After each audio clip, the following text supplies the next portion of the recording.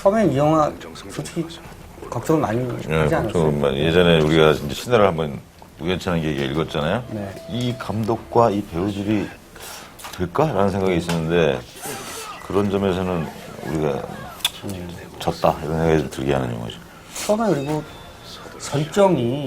설정에 오리지널리티가 없다고 생각했어요. 없지. 신숙한 얘기거나 식상한 얘기거나 둘 중에 하나일 거라고 생각했죠. 이걸 어떻게 새롭게 만들었을까 뭐 이런 것이 굉장히 궁금했었는데 주창민 감독의 연출력을 다시 한번 평가하게 됐고 나는 굉장히 단정하게 영화를 만드는 그런 걸로 봤는데 이 영화를 보니까 굉장히 감정이 많이 쏟아지는 스타일로 이렇게 드라마, 코미디가 오고 가는데 그것도 컨트롤 잘 하시더라고. 그리고 최근 만난 감독 중에서 가장 리드미컬한 연출력을 보여준 그런 감독이 아닌가. 너무 또 이렇게 업시키지 말고. 또 하나 특징적인 것은 배우들이 너무 좋아. 배우들이 다 각자의 기운을 다 발산하는데 그게 적절한 위치에서 잘 안배가 돼 있고. 네, 왕이 된 남자 이야기 들어보겠습니다. 여러분 안녕하십니까. 크랭크인의 오동진입니다. 안녕하세요. 김영진입니다. 자, 원래는 역사가 영화를 가르쳐야 되는데 요즘은 영화를 통해서 역사를 배우는 경우가 굉장히 많은 것 같습니다. 저도 이 영화 보고 처음 알았어요. 일기에 한줄이 적혀있었다는 거 처음 알았는데 네. 오늘 왕이 된 남자의 제작자 원동현 씨와 주창민 감독님 모시고 얘기 나눠보겠습니다. 네, 안녕하십니까. 네. 이렇게 어려운 발걸음을 해주셔서. 정말 어려운 네. 충분히 지금 뭐 관객이 너무 많이 들기 때문에 무대 인사만으로도 너무 바쁘신데 이렇게. 제가 일요일 날 영화 봤는데 많이들 보고 있더라고요. 그것도 아침에. 저는 항상 이렇게 학생들 중에 누군가를 데리고 가요. 조교나. 그 반응을 체크하는데 2시간이 어떻게 하는지 몰랐다는 거야. 너무 재밌어요. 막 이러고 그래서. 본인은 그렇게 생각 안 하고. 나도 좀 기분이 이렇게 몰고 들어가. 이렇게 사람을 삐딱하게 이렇게 만들어. 학생 공부 잘하는 학생이거든요. 공부 잘하죠. 네, 다행입니다. 뭐 교수님한테 잘 보이려고 하는 학생일 수도 있었을 거예요. 네. 자, 그 흥행 요인은 어떻게 생각하십니까? 아마 그 현실을 대변하고 있고 또 그거를 조금 더 이렇게 뭐 교훈적이거나 교조적이거나 가리키려고 들지 않고 네. 그냥 유머를 통해서 느끼게 한 것이 관객분들에게 좋은 반응을 일으키지 않나라고 생각합니다. 네. 감독님께서는 시나리오 처음 받으셨을 때 어떤 식으로 이렇게 구상을 하셨습니까? 영화를 어떤 식으로 오리지널 시나리오를 각색을 하신 거잖아요. 네, 그죠? 각색을 한 겁니다. 그러니까 어떤 식으로 생각을 하셨습니까? 처음에 받아들고. 시나리오 자체가 워낙 좋았기 때문에 특별히 뭐 방향을 이런 식으로 크게 바꿔야 되겠다라고 생각하진 못했고요.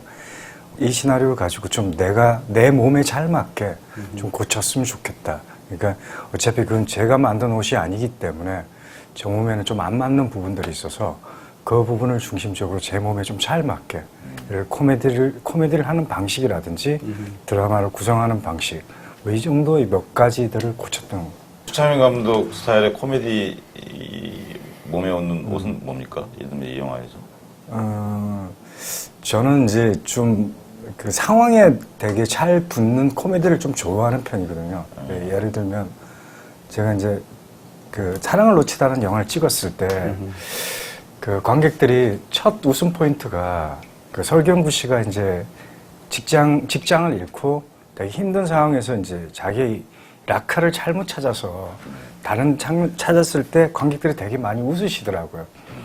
그런 것처럼 되게 심각한 상황에서 어떤 아이러니한 그런 장면에서 관객들이 되게 좋아하시던데 지금도 마찬가지로 끌고 가라라고 했을 때 처음에 잡혀서 끌고 가는데 앞을 보지 못해서 머리를 부딪히는 장면이라든지 이런 또 뭐 어쩔 수 없이 두 사람이 바깥에 이제 김이나이 대령했다고 해서 자리를 바꿔치기 하는 장면 이런 게 그렇죠. 제가 생각했을 때는 억지 웃음보다는 어떤 식으로 그런 상황이 벌어졌을 때는 행할 수밖에 없는 행동들이라고 생각하기 때문에 그런 웃음이 저는 되게 저한테는 잘 맞는 스타일의 웃음 같다고 생각합니다. 자리 바꾸는 그 장면이 굉장히 재밌기도 했고요. 굉장히 상징적이기도 했어요. 네.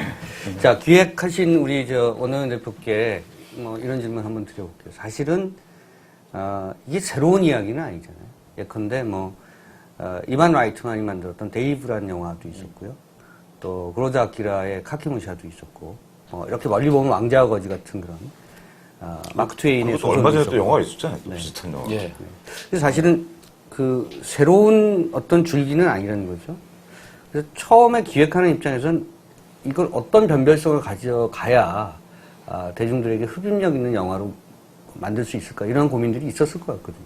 근데 뭐 솔직히 말씀드리면 이 기획을 제가 한 게 아니거든요. 그러니까 기획 단계는 아마 CJ ENM에서 그 컨텐츠 개발팀에서 기획을 했고요. 제작을 네. 이제 같이 하자고 했을 때 지금 말씀하신 것처럼 그 좀 신선한 어떤 그런 이야기 아이템은 아니라고 생각했어요. 그래서 하지만 이 아이템이 주는 어떤 변별력은 전 충분히 뭐가 있었냐면 그 앞에서 나왔던 영화는 저희랑 비교되고 있는 뭐 나는 왕이로소에다가 사실 뭐 지금 비교되고 있는데 그거는 엘리트가 천출 역할을 하는 거고 저희는 천출이 엘리트가 돼가지고 엘리트보다 더 훌륭한 엘리트를 한다는 것이 저는 그게 훨씬 더 그 섹시한 포인트라고 생각했어요. 그래서 근데 그 천출이 그러니까 우리가 흔히 말하는 아카데믹 스마트한 사람이 아니라 스트리트 스마트한 몸으로 체화된 저작거리에서 몸으로 익힌 사람도 아는 정치라는 것이 왜 저렇게 훌륭한 교육을 받고 그런 사람들은 제대로 하지 못할까가 이 시대에 던지는 화두가 되지 않을까.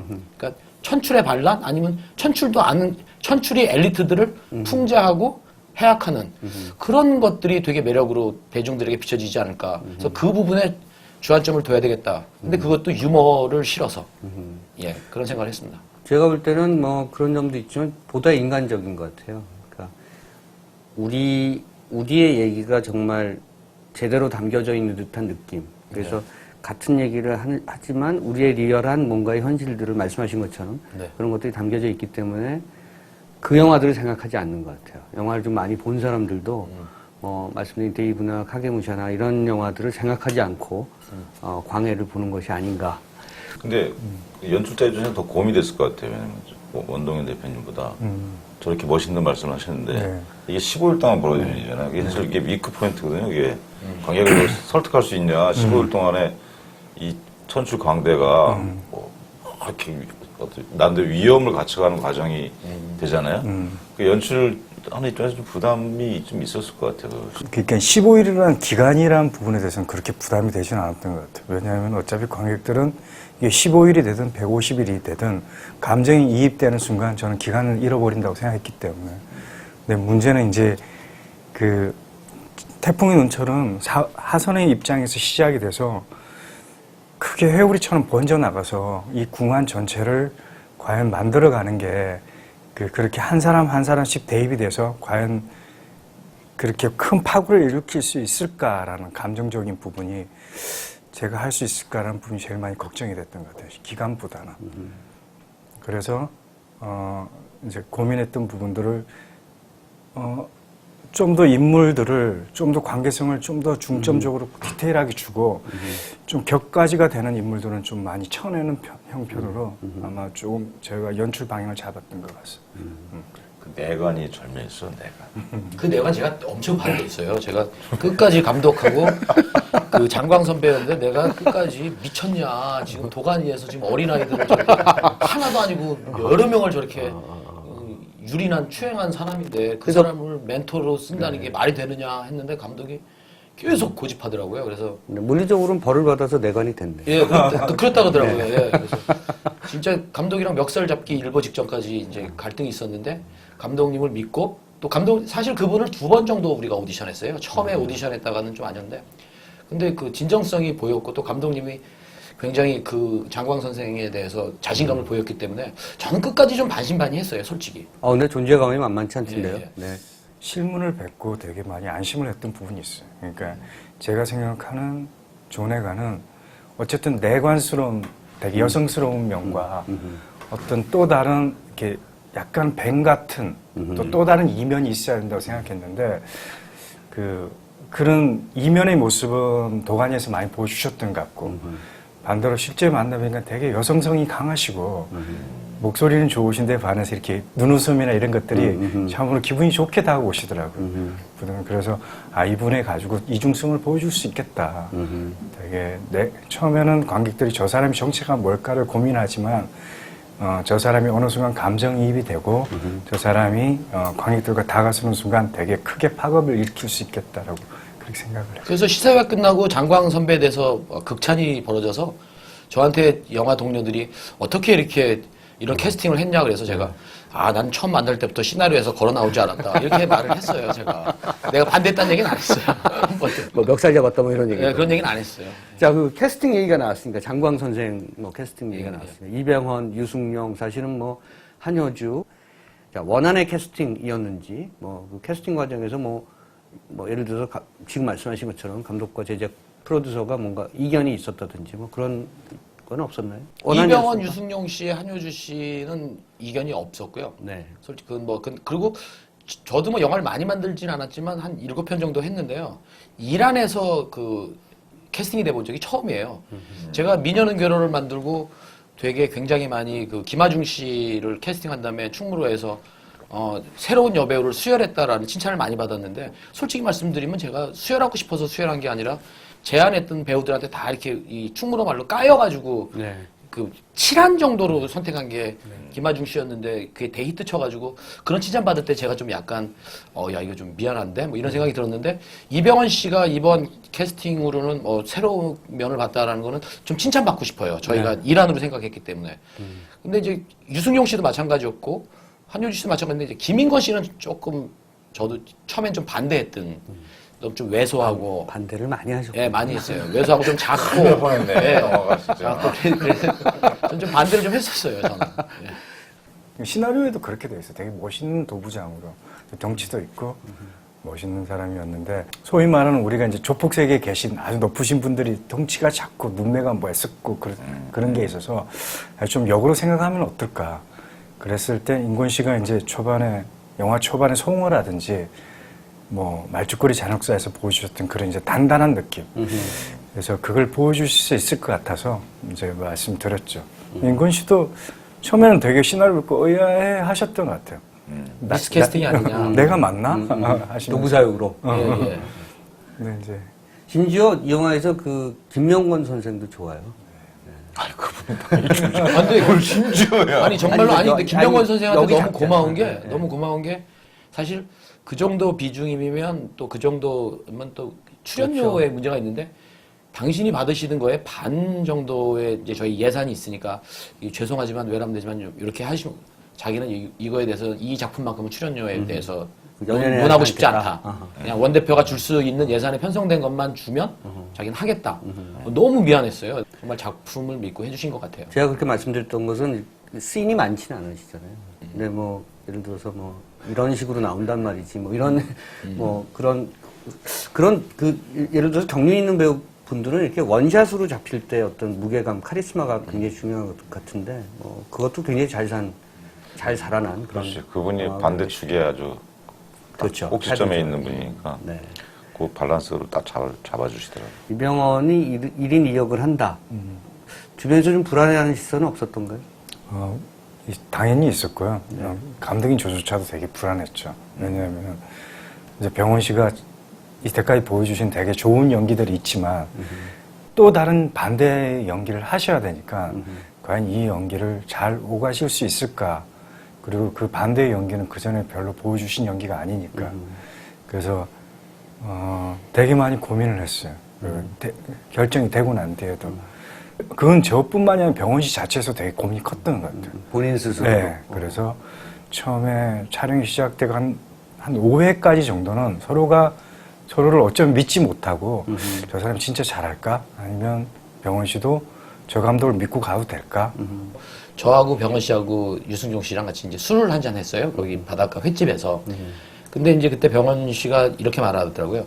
자기는 어떤 감독이랑 찍어도 아무리 유명한 감독이랑 찍어도 한 5회차 정도가 지날 때까지 감독을 믿지 않는데요. 그러니까 이건 내 스스로 나는 아무도 나를 이제 서포트할 수 없다. 내 스스로 이걸 가야 된다라고 생각을 했는데 이번 영화에서는 한 5회차 정도 지나고 나선 근데 이 사람을 좀 믿어도 되겠다. 라는 생각이 자기는 좀 빨리 왔다고 그러더라고요. 이 작품을 하면서. 그래서 왜 그러느냐 그랬더니 자기가 생각했던 부분에 대해서 여러 가지 질문을 사실 배우라는 것들이 되게 다른 각도에서 시선에서 바라볼 수가 있는데 감독이 그럴 때마다 조금 시간은 걸렸지만 계속 그거에 대해서 명쾌한 자기의 생각을 답이라기보단 자기의 정확한 생각을 이렇게 제시를 했대요.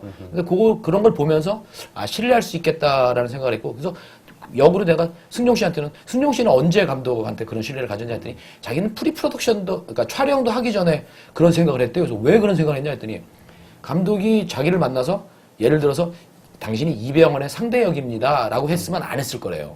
근데 이 허균 역에 당신이 꼭 필요하다라는 식으로 이병헌 씨에게는 전혀 한마디도 안 하고 승용 씨에서 집중해서 얘기를 할 때 아, 저 감독이랑은 내가 어떻게든 할 수 있겠구나라는 신뢰가 들었다고 얘기를 하더라고요. 저는 이제 내가 얘기한 거는 왜 이렇게 신뢰를 안 하는지. 그러니까 내가 그걸 물어보고 싶다.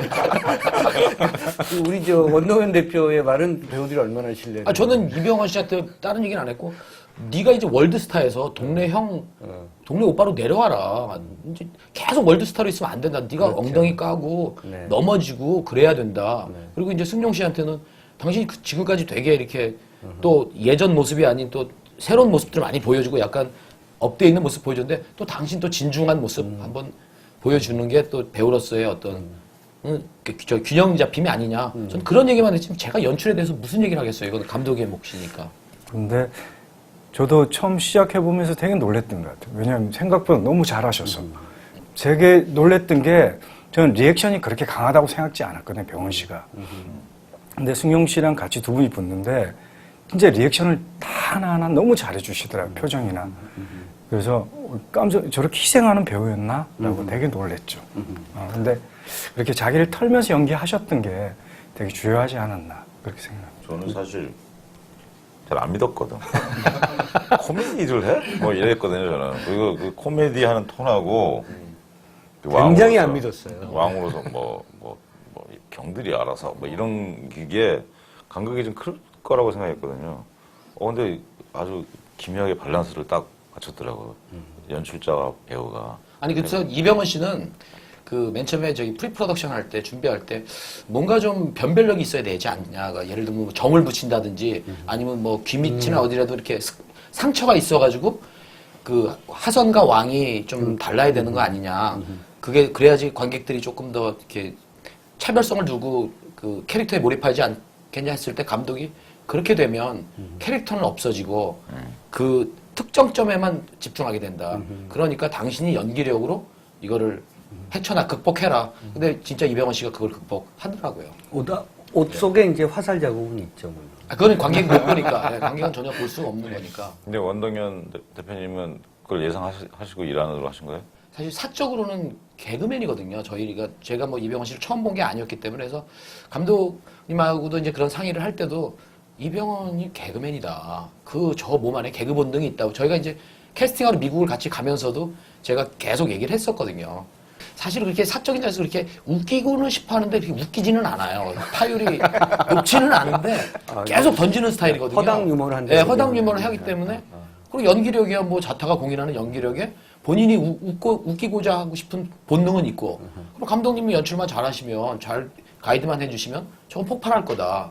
라는 걸 제가 알은 거죠. 있잖아요. 원동현 대표가 처음부터 계속까지 얘기하는 스타일이 브레이크가 좀 필요해. 지금 보니까 아니 그 폭주기 같아. 그 안 하는 척하면서 굉장히 지금 깔때기 되고. 자랑을 좀 하고 있고. 그러면 이 주창민 감독을 이렇게 캐스팅하신 그 대표님의 해안의 근거는 뭡니까? 제가 캐스팅 안 했어요. 또 반대했어요? 아니 안 했고. 주창민 감독은 예, 그게 이제 이 기획 같은 데서 감독님까지 이렇게 패키징이 패키징해서. 돼서 온 거예요. 시나리오랑. 그러니까 이제 저쪽에서 원동현 대표를 캐스팅한 거예요. 그게 맞는 것 같아요. 저쪽에서도 반대가 많았을 거야. 예, 많았을 것 같아요. 느낌이 어떠셨어요? 처음에 만나서 한 두 번째 만났을 때까지 이 사람이 이 시나리오랑 맞나? 굉장히 의심을 했고 뭐 다른 관계자 만나서는 야 이거 잘못 선택한 거 아니냐. 또 반대했어. 예, 너무 안 웃기니까. 암초.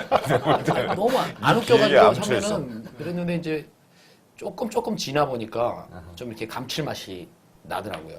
스타일이 두 분이 너무 다르신데 아마 그런 약간의 이물감 같은 게 영화를 만드시는데 오히려 굉장히 조화로운 그 합을 만든 게 아닌가 하는 생각이 듭니다. 우리가 굉장히 다르잖아요. 예. 우리는 안 맞아. 지금도 안 맞고 있어.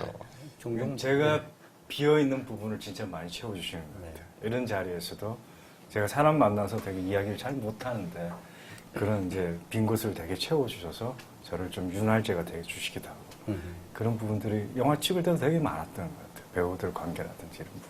영화를 보면서 제가 제일 좋았던 장면 중에 하나가 뭐 제가 좋았던 게 뭐 가장 좋은 건지는 모르겠습니다만 그 허균이 장도를 들고 가서 이제 진짜 진짜 왕한테 얘기하잖아요. 네. 제가 두 왕을 섬겼습니다. 뭐 저의 불충을 용서해 주옵소서. 뭐 저를 죽여 주옵소서. 뭐 이렇게 대사를 치는 장면이 사실은 두 사람의 동선이 거의 없어요. 허균은 유승용 씨는 엎드려 있고 대사만 치는 거잖아요.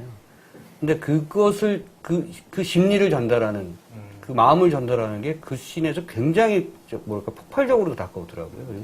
그리고 진짜 왕도 이병헌 씨도 사실 그 동작이 거의 없는 상태에서 그 응시하는 그런 눈빛의 어떤 그런 연기인데 두 사람의 그 연기의 합이 굉장히 잘 빠져나왔다고 생각하고 이거는 철저하게 연출의 몫이었다. 그 장면들은 정말 뭐 한국 현대 영화에서 베스트 장면 중에 하나가 되지 않을까. 그 장면 좀 얘기 좀 해주세요. 찍었을 때. 일단 이제 배우를 그렇게 이제 동선을 만들었고 두 분을 앉추는데 이게 특히 병원 씨 쪽을 딱 앉은 이분이 어디서 연습을 하셨는지 진짜 자세를 진짜 커먼하면서도 진짜 무서운 그런 느낌을 이렇게 자세를 딱 잡고 앉으시더라고요. 눈빛을 딱 주시는데 너무너무 좋더라고요. 그래서 그게 이제 좋은 배우야. 트랙으로 밀고 들어갔거든요. 제 생각에는 승용 씨가 약간 욱 하면서 내가 져서는 안 되겠다라고 하는 느낌이 있었던 것 같아요. 그러면서 이제 비클로즈업으로 이제 트랙으로 밀고 들어가는 양쪽을 진짜 그 장면 찍었을 때 저도 이제 되게 쾌감을 느끼면서 찍었던 것 같아요. 특히 얼굴 클로즈업 들어갈 때는 진짜 좋더라고요. 네. 승용 씨는 제가 이번 작업하면서 느낀 게 이제 동물적으로 촉이 좋은 배우 같다는 생각을 했어요. 그러니까 모든 장면에서 자기가 힘을 발휘하지 않지만 이 장면은 내가 진짜 힘을 태산처럼 발휘할 때야라고 생각되는 장면이 있을 때는 순식간에 그런 걸 발휘하더라고요.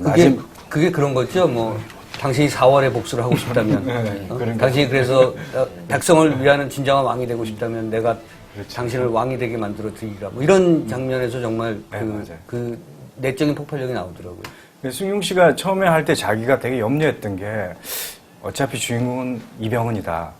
자기는 병풍처럼 보여지지 않은 걱정이 된다라고 말씀을 하시더라고요. 그래서 제가 그러진 않을 거다라고 이제 말씀드렸고, 그건 뭐 제가 자신 있어서 그랬던 게 아니고 승용 씨가 그만한 연기를 해주기를 솔직히 바람 같은 거였죠. 근데 진짜 그 몇몇 장면에서 자기가 존재감을 드러내야 될 때는 확실히 해주셨던 것 같아요. 그 원동현 대표 여기 오시기 전에 추천인 감독이 말을 잘 못한대요.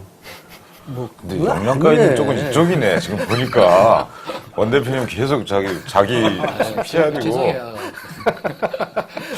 아니 근데 그 지금 되게 제가 약간 좀 짱했던 게 그 유승용 씨가 바로 그 장면 그 칼을 네네. 놓고 장도를 놓고. 예, 장도를 놓고 자기를 단죄해달라고 했던 장면 때문에 이 영화를 선택했다는 말을 했어요. 네. 이 장면이 자기가 가장 중요하게 자기로서는 가장 중요하다고 생각했는데 그걸 딱 지적해 주시고 그게 좋은 강한 장면이었죠. 이펙트로 왔다고 하시니까 예, 잘된 연기자로서는 것 같아요. 정말 큰 욕심을 낼 만한 그런 장면이 아닌가 싶어요. 근데 제가 오동진 교수가 요즘 늘고 있어요. 예. 내가 이분은 전혀 안 늘 줄 알았거든. 저렇게 안 알코올이 늘고 들어가는데 계속 해오던 걸로 할 줄 알았는데 이분이 늘고 있어 내가. 왜 이래 또. 깜짝 놀랐어요. 그 장면을 딱 저도 지금 깜짝 놀랐네. 하시는데, 예, 예. 아니 네. 제가 저도 영화 보면서 그런 걸 이건 느꼈거든요. 칭찬이야. 이건 뭐야? 칭찬인데 이병헌 씨가 아까 리액션을 잘 하신다고 했잖아요. 근데 그게 사실 약간 위험하기도 하거든. 상대 배우 입장에서는 그쪽이 좀 계속 이렇게 많이 초점이 항상 중심이 글로 가잖아요. 이렇게. 그리고 훨씬 팔색조 같은 모습을 하니까.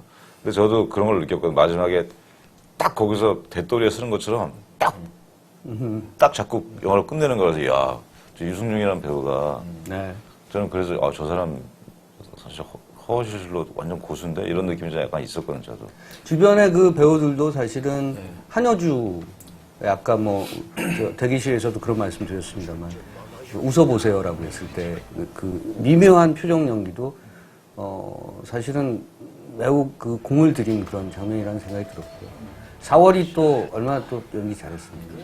그러니까 이 영화는 어떻게 보면 너무 일방적인데 그런가? 그러니까. 원동현 대표에게 물론 이제 뭐 작품을 준비하시느라고 여러 가지 공을 많이 들이셨겠지만 그런 운도 다른 작품이 아니에요. 예, 그래서 굉장히 처음에는 그렇게 생각 안 했는데 좀 시간이 지나면서 추 감독님에 대한 신뢰가 많이 생겼고 또 둘이 이제 미국을 그 이병헌 씨 때문에 한 6박 7일 정도 같이 미국을 다녀왔거든요. 그러니까 남자 둘이서 미국을 다녀오면서 뭐 병헌 씨는 하루 만났고 나머지 시간은 이제 둘이서만 이렇게 작품 얘기하고. 예, 작품 얘기하고 조금 여행, 근교 여행하면서 이런저런 얘기를 되게 많이 하면서 서로에 대해서 좀 빠른 시간 안에 좀 알게 됐던 것 같아요. 예, 그러면서 그 작품에 대해 서로 임하는 자세에 대해서 서로 그걸 이제 우리 흔히 하는 말로 서로 간을 딱 봤기 때문에 제가 어떤 요구를 하거나 뭐 제가 어떤 좀 제안을 해도 그걸 이렇게 부정적으로 안 받아들여 주셨고 저도 또 감독 얘기를 또 그런 식으로 받아들였기 때문에 네. 좀 행복한 프로덕션을 했던 것 같아요. 이번 프로덕션. 처음에 자 그럼에도 불구하고 그렇게 배우들도 좋고 제작자가 처음에 그렇게 반대했지만 미국까지 가면서 중마고가 되고 뭐 등등 여러 가지 과정이 좀 행복했지만 그럼에도 불구하고 제일 힘들었던 건 뭡니까? 기존의 사극과 차별화를 시켜야 되는데 그게 뭘까라는 걸 찾아내는 게 되게 어려웠어요. 그러니까 많은 사람들이 사극은 익숙하고 또 이제 우리가 거기에서 더 확장할 수 있는 거는 한계가 있고 그래서 되게 많이 고민을 하다가 시대적인 건축을 보여준 영화는 그렇게 많지 않겠다. 그래서 우리 사극은 좀 미술적으로 보여줄 수 있다면 건축을 보여주자. 그래서 기존의 사극 영화들을 쭉 찾아보니까 왕이 살고 있는 침전이라든지 궁은 되게 왜소하고 작게 표현이 됐더라고요. 그게 이제 가장 큰 문제는 아마 경제적인 문제일 테고 예산의 문제. 예. 네. 두 번째는 있는 게 찾을 수 있는 게 없어서. 그래서 어쨌든 저희 같은 경우는 미술비를 좀 다른 쪽을 줄이더라 그쪽을 투입을 해서 왕이 살고 있는 침전이나 그 회의하는 보경당은 저희들이 대한민국 세트장에서 지을 수 있는 가장 큰 구매로 지었던 것 같아요. 근데 고증상으로는 어떻게 되는 겁니까? 그 실제는 그보다 더 컸던 것 같아요. 지금 저희들이 제가 아쉬웠던 것 중에 하나가 실제 궁을 촬영할 수 있는 여건이 못 돼서 쉽게 말해 허락이 잘 안 떨어져서 단 이틀만 촬영을 했었거든요. 내부는 찍지도 못하고. 근데 이제 그 조사를 하면서 쭉 보니까 그게 복원된 게 실제로 3분의 1도 지금 복원이 안 돼 있다고 그러더라고요. 불탄 게. 그러니까 그 당시에는 훨씬 더 규모감이 있었다고. 그렇게. 옛날 왕은 정말 목소리가 좋았었어야 되나 봐요. 큰 데서 뭐 경들이 알아서 하시오 뭐 이런 거 해야 되니까. 쓸데없는 농담. 항상 스피치를 해야 되는 거예요. 자, 그 영화를 보면서 그런 것도 제가 고민이었겠다 싶었어요. 뭐냐면 어쨌든 가장 쟁점이 됐던 시대 아니겠습니까? 오죽하면 그 무슨 뭐 조 이렇게 떨어지지 않고 광해군이잖아요. 개혁을 꿈꿨으나 뭐 개혁이 실패했던 시대였고 정치적인 그런 그 비하인드의 여러 가지 얘기들을 많이 넣고 싶은 욕심이 날 것 같아요. 만약에 저 같으면 그 사이에 벌어졌던 궁중 비화라든가 뭐 또는 그 맥락에서의 어떤 그 당시의 정치사 이런 것들 많이 넣고 싶었을 텐데 굉장히 좀 뭐랄까 이렇게 숨을 죽인 톤을 죽인 듯한 느낌이 들거든요. 그 균형을 맞추는 것도 만만치 않았을 것 같고 미국 가시하고 두 분이서 그것 때문에 많이 싸우셨을 것 같은 그런 느낌이 들고 야, 이 부분 빼자, 이 부분 더 넣자 뭐 이런 그러지 않았나요? 미국 가서 그런 얘기는 한마디도 안 쓴 것 같고요. 뭘 빼자, 뭘 넣자. 이분 대단하신 분이야. 네, 그런 말은 안 했고. 저는 이런 생각은 했어요. 뭘 어떤 생각을 했냐면, 여기에서 무엇인가 우리가 많은 얘기를 하려고 할 때 아마 관객은 안 들을 것이다. 네. 저희가 여기서 포커싱 했던 것들은 아주 명징했어요. 그건 뭐냐면 저렇게 스트리트 스마트한 천출도 아는 정치라는 게 거기에 우리가 자기의 욕심이 들어가고 자기의 이익이 들어가고 또 자기들의 야망이 들어갈 때 그 정치가 어떻게 변질되느냐. 되게 어떻게 보면 되게 순수하고 심플한 게 정치인데 왜 저걸 저렇게 어렵게 하려고 들까? 우린 그 얘기만 하면 된다. 다른 얘기들을 이렇게 넣는 것 자체가 오히려 더 명징한 군살이 주제에서 된다. 네. 벗어날 것이다. 그 부분을 집중하고 그걸 유머로 실어 나르자. 그렇게 생각했던 것 같아요. 그 조보에 씻지 마라라는 그거는 실제로 남아있는 기록입니다. 예, 15일간 승정원 일기에서 빠져 있는 게 그게 단초가 된 거죠, 이 영화에. 이게 15일간의 기록이 빠져 있다라는 내용은 실제로 없고요. 네. 대신 그 조보에 알리지 마라라는 조보에 알리지 마라. 그거는 있습니다. 네. 그러니까 이게 원작이 있죠. 여기 아니요, 책이 원작 소설이 있나요? 아니면 소설이 없나요? 없습니다. 네. 작가가 쓴 거죠, 시나리오 작가. 아니요, 안수정이라는 친구가 네. 지금 이제 명필름에서 근무하는 안수정이라는 친구가 그 CJ에서 근무할 때, 기획팀에서 근무할 때 이 아이디어를 냈고, 그 아이디어를 김보연 PD와 임상진 팀장이 디벨롭해서 시나리오를 만들고. 트리트먼트를 네. 만든 다음에 그걸 황조윤 작가에게 네, 네. 의뢰를 해서 초고가 나온 걸로 알고 있습니다. 그래서 그 다 나온 다음에 이제 책이 나왔고. 네네. 네네. 이게 거꾸로의 과정을 밟았고. 예, 예. 네. 이야기가 얼마나 사실 시나리오가 치밀했으면 책으로까지 지금. 그 조보에 알리지 말라고 그거는 되게 절묘한 것 같아. 거기서 막 상상을 딱 해가지고. 그 광해가 사실 조선조의 가장 억울한 임금 아닙니까, 사실. 그 왕자 때부터 엄청 많이 고초를 겪었잖아요. 선조 밑에서. 선조가 워낙 질투가 많으신 왕이 되나서 네. 또 스스로 그 사실 임진왜란 때 역할한 거라고는 명나라의 원군 청해가지고 네. 그 외세를 업고 그 네. 했기 때문에 자기 스스로의 열등감이 좀 많아서 이수신 장군이라든지 뭐 또 네. 의병들도 많이 나중에는 전쟁이 끝난 후에는 다 그렇죠. 그렇지. 유배시키고 또는 뭐 죽이고 참수하고 그리고 자기 아들인 광해에게도 굉장히 많은 질투심을 느꼈다라고 저희가 이제 좀 조사를 네. 읽었거든요. 왕이 같은 비극적인 왕이었죠. 예. 처음에 설정 자체가 굉장히 우리가 알고 있는 광해랑 좀 틀리게 시작하잖아요. 완전 신경쇠약 직전의 광해 아닙니까? 첫 장면 자체가. 아, 네. 그거 자체가 상당히 그 효과적으로 시작되는 설정이었던 것 같아. 광해를 저런 왕이었어? 딱 이렇게 해놓고 천추로 딱 대치하는 그 도입부가. 그 정말 시대적 과제하고 이렇게 절묘하게 맞아 떨어진 것 같아요. 그것도 좀 흥행에 관객들이 많이 몰리게 되는 그런 요소 중에 하나가 되지 않았을까요? 저희가 시나리오를 받았을 때서부터 또 이 제작 준비할 때서부터 그거를 염두에 분명히 뒀습니다. 그러니까 이것이 지금 대선 전국을 앞두고 있는 시점에서 하나의 그 이슈화가 될 수 있고 쟁점이 될 수 있겠다라는 판단을 뭐 감독이야 조금 만드는 입장이니까 아티스트적인 입장에서 그걸 생각 안 했을지 모르겠지만 이 영화를 제작하고 이 투자자를 케어해야 되는 제 입장으로서는 전 분명히 이 타이밍에 이 영화가 개봉돼야 되겠다라는 건 저희는 생각 염두에 두고 만들었습니다. 그래서 이 동시대를 살아가는 사람들에게 저희가 뭐 누구를 뭐 지지한다 이런 게 아니라 그냥 우리가 생각하는 리더의 상은 이런 건데 당신들은 어떻게 생각하십니까를 한번 던져보고 싶었어요. 예. 뭐 나라나 국가 같은 거대 담론을 얘기하지 않고 사실은 예. 여기 하선처럼 가짜왕처럼 4월이 한 명을 구하는 게 사실 나라를 구하는 거잖아요. 그런 것들을 보여주는 그런 마음이 담겨진 영화여서 이제 많은 국민들이 좋아하는 것이 아닌가. 자칫 이게 정파가 나눠지면 저는 그거는 이 영화에 대해서 도움이 될 분들, 되지 않을 분들은 어쩌면 이 영화가 하려는 이야기가 저는 아니라고 저는 생각했거든요. 네, 이건 정파와 구분 없이 우리가 상식과 비상식 정도로 그냥 우리가 듣고 그에 대해서 느껴야 되지 않을까.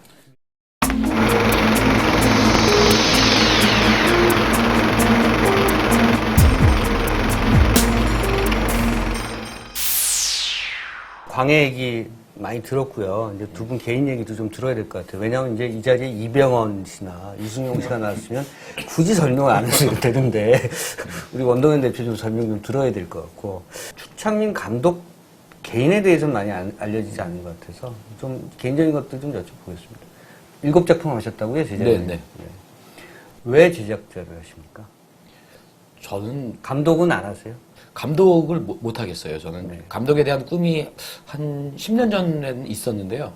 그 감독을 제가 할 수 없는 사람이라는 걸 제가 좀 네. 느꼈거든요. 그러니까 뭐냐면 저는 순간적으로 즉발적으로는 아이디어가 있고 뭐 재미도 있고 그런데 저는 그 전체 맥락을 연출자로서의 보는 그 시선은 저는 없는 것 같아요. 그 디테일에 굉장히 약하고 그렇기 때문에 저는 감독을 하겠다는 생각은 완전히 지금 10년 전쯤에 전 접은 것 같아요. 그럼에도 불구하고 뭐 어떤 때는 특정 감독을 그렇게 반대하고 그러신다는 얘기죠. 예, 그렇습니다. 예. 자, 그럼 7작품 하셨는데 네. 한번 좀 꼽아보시겠어요? 그 제가 제작으로 한 거는 6편이고요. 네. 그 한 편은 돈을 갖고 튀어라는 제가 작가와 부분 투자를 했어요. 네. 그 영화에 일부 시나리오 투자를 작가? 시나리오 원안과 각본을 썼고 네. 부분 투자를 했고 두 번째가 이제 사이렌이라는 네. 영화를 했고요. 그다음에 소방 전설의 영화지. 소방관. 예, 사이렌 그때 왜 지금도 비슷한 현상이 있는 리베라메와 네, 네, 동시에 그렇죠. 네, 있었던 그렇죠. 거 있고 그다음에 이제 마지막 늑대라고 양동근 황정민 씨 마지막 늑대. 했던 걸 했고요. 그다음에 이제 미녀는 괴로워 만들었고요. 그다음에 이제 마린보이 했고요. 네. 그다음에 인플루언스 했고요. 네. 요번 광해가 7번째 네. 영화입니다. 그 중에 제일 빅히트는 그거죠. 미녀는 괴로워. 네. 예. 그 중에가 아니라 다른 작품들이 어떻게 인플루언스는 뭐 손익에 관계 없는 영화였고요. 네. 돈을 갖고 튀어라는 좀 벌었고요. 그렇죠. 돈을 갖고 튀어라는 벌었까 저는 반반이에요 지금 타율이 딱. 예. 제작자의 삶이 이렇게 항상 올라가는 게 아니죠. 여기 부침이 좀 심하죠. 제가 우리나라 제작자 중에서 두 번째로 돈이 많대요. 그래서 왜 내가 제작자 중에서 돈이 두 번째로 많냐 했더니 빚이 없어서 두 번째로 돈이 많다고 하더라고요. 그러니까 저는 딱 2분이거든요. 지금 네. 빚도 없고 벌어놓은 건 또 이렇게 손해보기도 해서 저는 딱 그 2분인데 네. 그러면 대한민국에서 두 번째라고 하는 거는 보면 저보다 잘 제작자로 돈 있는 사람은 한 사람밖에 없다는 얘기잖아요. 네. 나머지 제작자들의 삶이 어떤 건지는 이제 말하지 않아도. 굉장히 솔직하세요. 굉장히 솔직하세요. 야, 나는 지금 근데 저렇게 말씀한 2분이라고 해도 단가가 좀 다르지. 보통 사람 2분하고. 미녀는 괴로워가 하여튼 썼으니까. 네, 미녀는 괴로워 때 굉장히 흥에 성공하신 걸로. 미녀는 괴로워를 하고 국가대표가 이제 제 아이템이었어요. 네. 국가대표가 제 아이템이었는데 그때 제가 마린보이의 영화에 미쳐가지고 국가대표를 제가 이제 다른 데다가 이렇게 딱 팔고 지분 조금만 하고 팔았어요. 네. 그리고 예, 국가대표는 이제 850만을 하고 마린보이는 80만을 하고 네.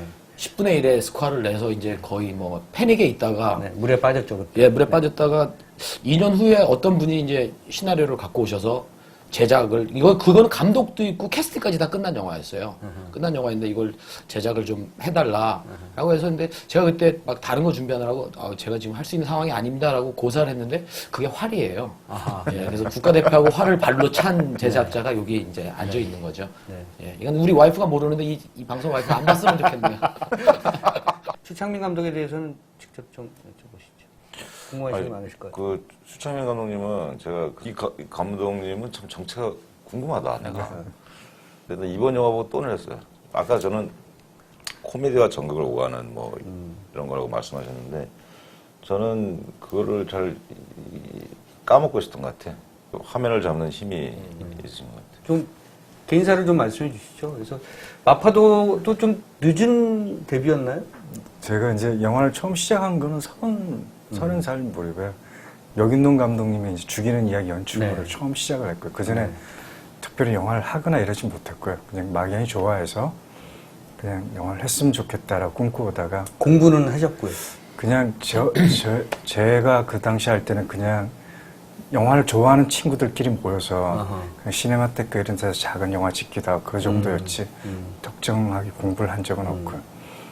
그리고 그렇게 연출부 생활을 거치고 태양은 없다 김성수 감독님, 뭐 행복한 장에서 이런 작품을 하고 그리고 이제 데뷔 준비를 해서 39에 이제 처음으로 마파도를 시작했죠. 네. 그리고 다행히 재수가 져서 꾸준히 지금까지는 이제 작품. 마파도가 그러니까 본인이 개발한 작품인가요? 아니면 예를 들어서 뭐 오늘 그런 얘기가 많이 나옵니다만 의뢰를 받은 작품인가요? 제가 사랑을 놓치다를 먼저 준비를 했었고요. 네. 거기서 이제 시네마 서비스라는 영화사에서 한 7개월 준비하다가 영화가 이제 좀 힘들어지면서 쉬고 있는데 그 마파도 PB 하고 있는 친구가 저한테 연락이 왔어요. 그래서 친한 후배였는데 감독이 지금 없으니 한번 시나리오 읽어보라고. 그래서 처음에 시나리오 읽어보고 나랑 참 안 맞다고 생각은 했죠. 마파도. 예. 그래서 처음에는 고사를 했는데 뭐 제일 큰 문제는 그 친구가 회사가 계약을 해준다더라 그렇게 말을 하더라고요. 그래서 그래 계약. 그래서 중요하지. 다시 이제 제가 열심히 또 읽어봤죠. 읽어보고 이런 부분을 제가 그 책을 읽고 난 뒤에 그 다음날 제가 지중해라는 DVD를 다시 꺼내서 봤던 것 같아요. 그래서 제가 되게 좋아하는 영화가 지중해인데 어쩌면 내가 이 영화를 만들면은 한 10분의 1쯤은 지중해를 담지 않을까라고 생각을 했던 것 같아요. 그러면서 이제 하겠다라고 말을 했죠. 지중해의 그 낮은 계급 버전이죠. 그러니까 좀 미루한 버전으로. 네. 참, 어르신들하고 참 많이 하신 것 같아. 네, 많이. 4편 영화 중에 2편이 어르신들하고 하셨네. 그게 제가 진짜 남들이 보기에는 되게 잘하는 것처럼 보이기도 하고 또 우원해서 하는 것처럼 보이는데 실질적으로 저도 되게 하는 게 되게 힘든 일이고 또 제가 마파를 찍고 난 뒤에도 공헌한 게 다시는 어르신들하고 안 했으면 좋겠다라고 말은 했는데 어떻게 또 그대로 그대로 사람들 사람들 또 했죠. 하게 됐고 그렇게 됐죠. 은연 배우를 컨트롤하는 감독 인생이시죠. 근데 일관성은 있는 것 같아요. 저도 추감독이랑 작품한 데서 추감독의 작품 세계들을 이제 다 봤는데 마파도들을 보면 왜 형사와 조폭이 그 말도 안 되는 할머니들한테 그렇죠. 봉변당하고 그러면서 유머가 생기고 또 그대를 사랑합니다도 보면 왜 치매 걸린 그렇죠. 할머니가 또 그렇고 또 여기서도 그 천출이 또 그 네. 엘리트들을 희롱하고 하는 것들이 그러니까 기본적으로 이렇게 좀 그러니까 휴머니즘이 그 밑에 깔려 있는 저변에 있는 것 같아요. 감독 그러니까 이 사회 자체가. 마이너리티에 대한 애정이 있는 것 같아요. 예. 아, 그런 게 딱 되네. 상황의 작가주의가 있네. 보니까. 네. 그 제작자가 무슨 비평적으로 지금 아니 저는 뭐 그건 아, 지금 의식하셨어. 지금 후반전인데 의식하셨어, 지금. 그런 것 같아요. 또 보면 그 현장에서 아니 뭐 감독을 막 칭찬하는 게 아니라 그 저는 이제 현장에 가면 제일 먼저 보는 게 배우가 주연 배우가 감독이랑 밥을 먹냐 안 먹냐를 보거든요. 그러니까 제작자 입장에서 뭐 그 현장 편집본을 보고 잘 찍히냐 안 찍히냐도 중요하지만 사실 그냥 저도 이제 뭐 그래도 어느 정도 중견이잖아요. 뭐 나이도 있고 뭐 작품 쓰면서 중견의 입장에서 이렇게 보면 아 다른 것보다도 배우가 감독이랑 밥을 먹고 배우가 감독이랑 농담을 하면 저 현장은 무리가 없다라는 걸 이제 본능적으로 느끼는데 우리 주연 배우들이 꼭 감독이랑 밥을 먹고 자기 농담이 재밌나 안 재밌나 감독의 반응을 살피는 걸 이렇게 봤을 땐 아 감독을 신뢰하고 있구나. 아 저건 저 현장은 문제 없다. 네. 왜냐하면 또 현장 안 좋으면 조 감독이 그렇죠. 중간에 메신저가 돼가지고 배우가 조 감독한테 얘기하고 감독은 또 조 감독한테 얘기해가지고 이렇게 커뮤니케이션 돼버리면 그 현장은 진짜 완전 꽝이거든요. 좋은 영화 나올 수 없거든요. 그 영화 만들기가 그 영화만 만드는 게 아닌 것 같아요. 말씀들을 들어보면. 그렇죠. 네. 저도 처음에 감독이 되기 전에는 감독이 이제 되게 연출을 잘하면 되는 사람이라고 생각했었는데 실질적으로 감독이 되보니까 대인관계나 비즈니스를 6대4 정도로 더 많이 해야 되는 그런 직업이더라고요. 그래서 되게 멀리서 보는 감독이랑 막상 일을 해야 되는 감독은 되게 다르다고 그 생각이 들었죠. 그러니까 여기서도 사실은 광해한테도 신경을 써야 되지만 허균한테도 또 똑같은 시선을 또 줘야 되고 그게 사실 현장에서 그 배우들한테 그 각각 줘야 되는 어떤 동질의 뭔가 아니겠어요? 감독의 가장 큰 일이 사람을 설득하는 일이라고 저는 생각이 들거든요. 그러니까 스텝을 설득하고 특히 이제 배우라는 사람들은 되게 섬세한 사람이기도 하고 뭐라고 해요? 자존심이 되게 큰 사람이라서 조금만 잘못해도 그 사람 상처를 입기도 하고 또는 조금만 잘못하면 그 사람들이 이렇게 약간은 뭐라고 해야 되나 좀 자기 기량이 안 나오는 거죠. 네. 그래서 그거를 찾아내는 게 되게 어려운 것 같아요. 그 선을 찾기가.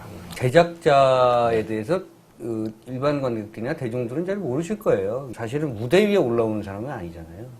모든 영광은 감독과 배우에게, 모든 과오는 프로듀서가, 뭐 이런 말이 있듯이 프로듀서가 굉장히 그 디테일한 것들을 신경 쓰면서도 그걸 겉으로 드러낼 수 없는 그런 직업 중에 하나인데 이 프로듀서는 뭘 참아야 되고 또 어떤 부분을 드러내야 되고 어떻게 해야 되는 건지 한번 말씀해 주시죠.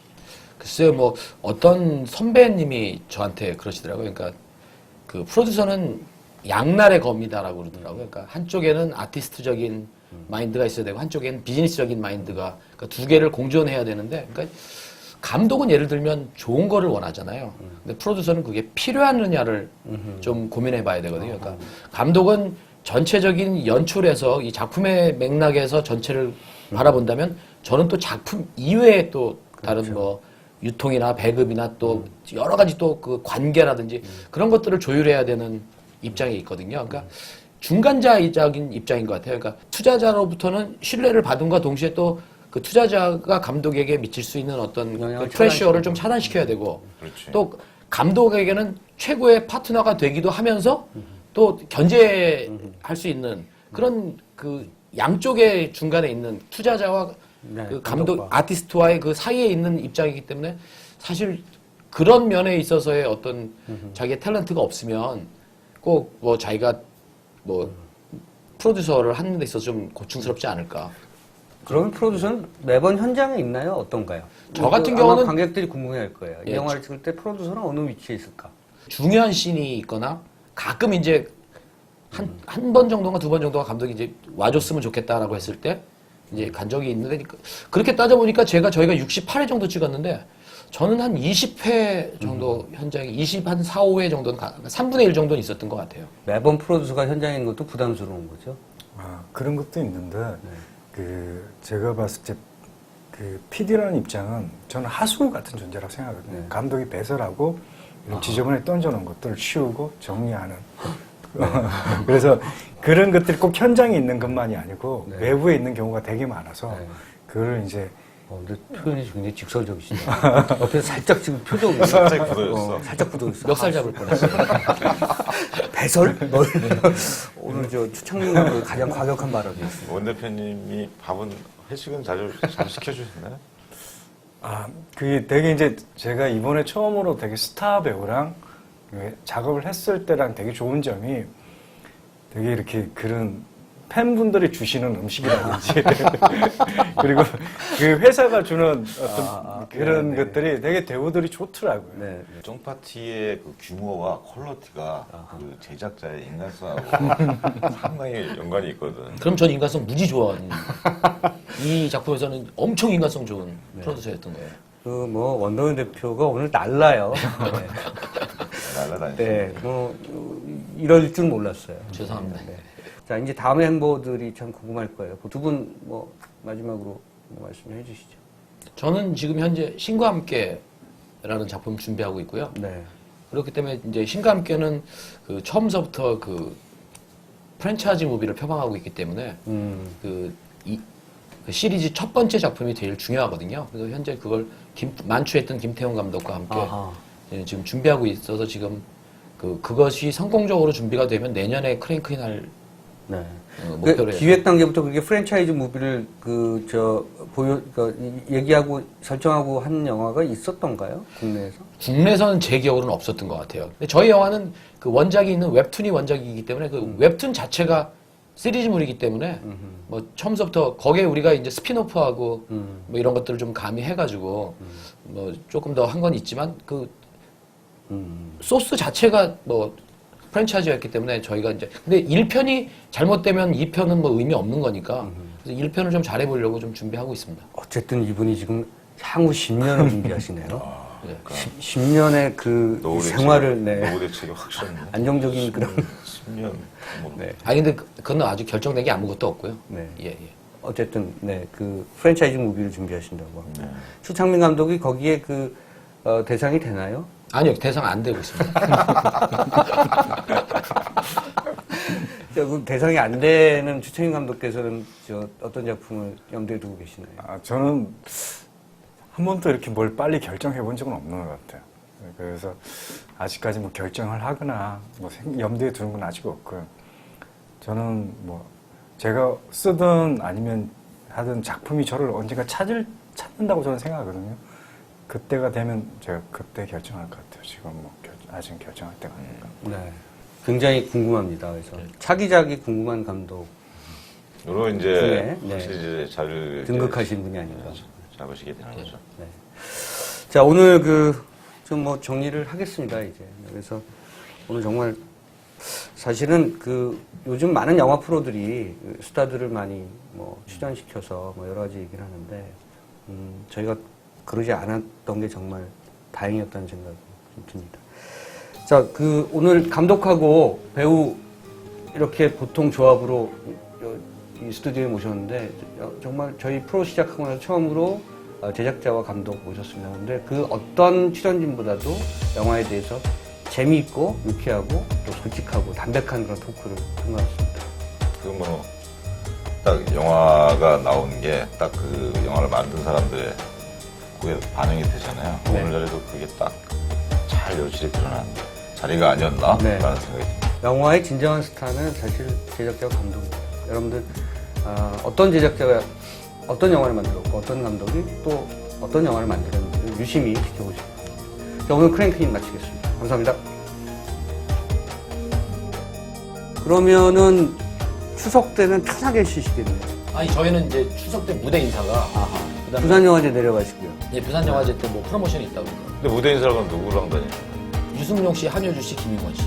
저는 또 이순용 씨가 요즘 섹시가이라서 그렇죠. 광역 반응도 되게 좋아요.